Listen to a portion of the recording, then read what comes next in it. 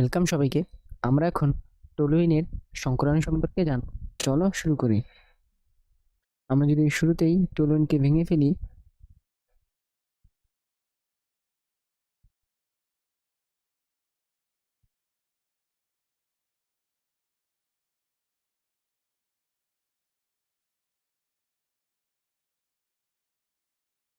এবং বেনজিনের মাথায় হলো আরেকটি কার্বন বা বলতে পারি মিথেন মূলক।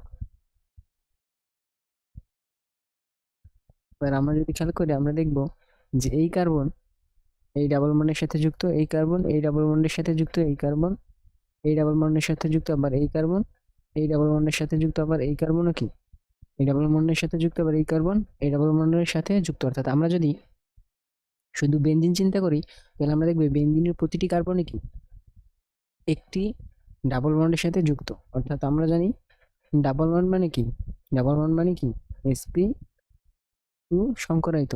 অর্থাৎ বেনজিনে প্রতিটি কার্বন sp2 সংকরিত হয়। কিন্তু আমরা যদি টলুইনের ক্ষেত্রে চিন্তা করি, টলুইনের ক্ষেত্রে বেনজিনের মাথায় একটি মিথাইল মূলক থাকে, যেখানে কি হয়, যেখানে কার্বন পরমাণুটি আমরা যে মিথাইল মূলকটি যুক্ত করি সেই কার্বন পরমাণুটি কি সিঙ্গেল বন্ডে যুক্ত থাকে। আর আমরা জানি কি সিঙ্গেল বন্ড মানে sp3 সংকরায়িত।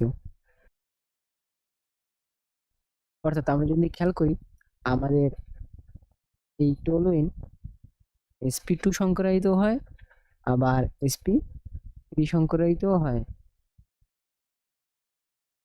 আবার sp3 সংকরায়িত। এই জন্য যদি বলা হয় যে জৈব যৌগের কোন যৌগটি একাধিক সংকরায়িত, তাহলে আমরা বলবো কি টলুইন। অর্থাৎ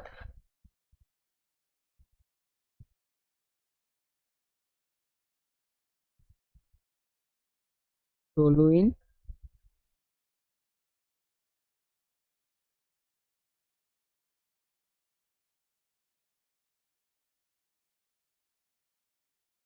একাধিক সংকরায়িত।